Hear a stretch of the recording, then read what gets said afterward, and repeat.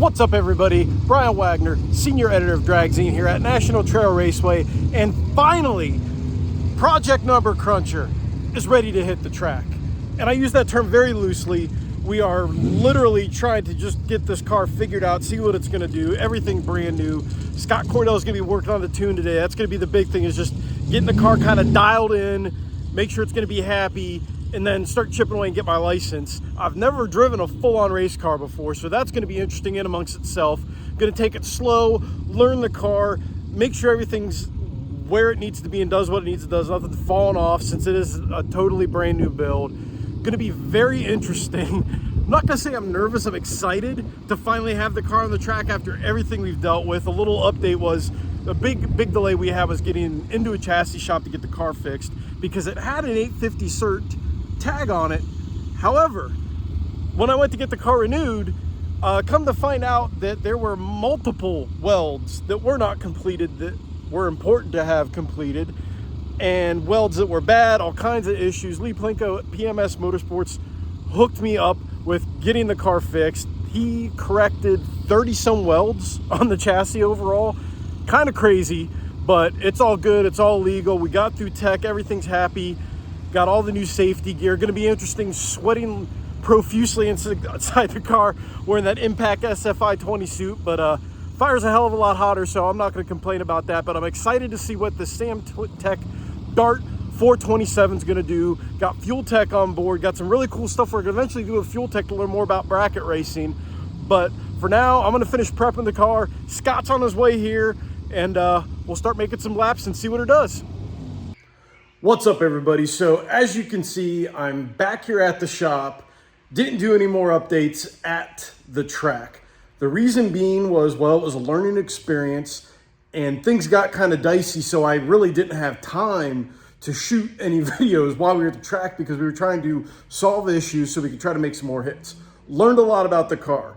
Number one, the first thing that we learned is that the FuelTech system is awesome when it comes to warning systems, alerts, and putting the car in safe mode. How do we find that out? Well, the first hit when I went up there, I thought I put enough gas in the car. Thought we put plenty of fuel in there, should be good to go. This was a learning experience because this thing drinks a whole lot more fuel than what I thought it was. That was my bad. I should have filled it completely up. I thought I filled it up enough. Did not do that. The idle time got up there, went to make the hit. Car immediately fell on its nose. FuelTech threw the code that the O2s were really way lean, that there was an issue, so I immediately, limped it down the track. Ultimately, it ran out of fuel on the return road, had to get a tow back, had to figure it out. We got back and saw that the base fuel pressure was not where it's supposed to be. Scott played around with some stuff and figured out what it was, threw some more gas in the car, fired it up, was able to look at some of the data. Scott made some very smart adjustments based on that data to make sure that we still were not hurting the car. Thought we were good to go.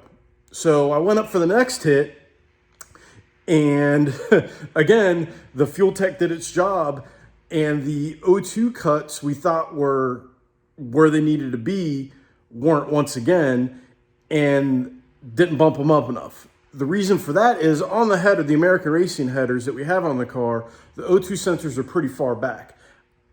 I thought that we would be good to go with it like that, but apparently there's too much clean, contaminated air, if you will, getting in as the car surges, so it's scrambling the O2s, and we didn't have it set up right to really account for that, so it threw some codes once again, did the safe thing, it didn't feel right, lifted, coasted down the track. Looked at the data, learned a little bit, where we need to go. I think ultimately Scott and I both agree that the solution, we're going to try to get this car to conscious performance, to get it on a hub dyno, and let FuelTech help us kind of dial the car in there. That way we're not wasting any more time in race gas at the track, because it really, when the tune is so far out in left field after the dyno session, it's just not doing any good. So we've got to kind of get this thing on a hub dyno to really get it close to where we need to get it. Learned a lot of other stuff at the track. The other thing was, on my first pass, I kind of got it up to speed a little bit.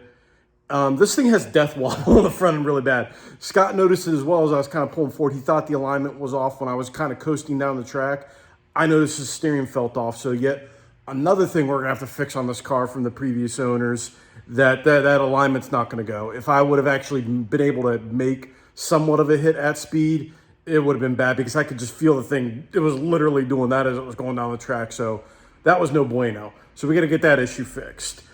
And after that, it's going to be more of just kind of some trials, tribulations, kind of tuning in a little bit. I'll throw the 2 passes or half passes, if you're not even quarter passes, up here so you can kind of see those as I'm talking to see what the car wanted to try to do. Another lesson that I learned, again, I've never really driven a full-on race car like this before. You know, I've driven the Red Dragon when it was a 10-second nitrous car. Stepping up to something like this is a whole different game, whole different series. You know, I've got my full SFI 20, impact gear, helmet, Hans, the whole deal. I test fitted myself in the car after I put the belts in the car. I was like, we're good to go.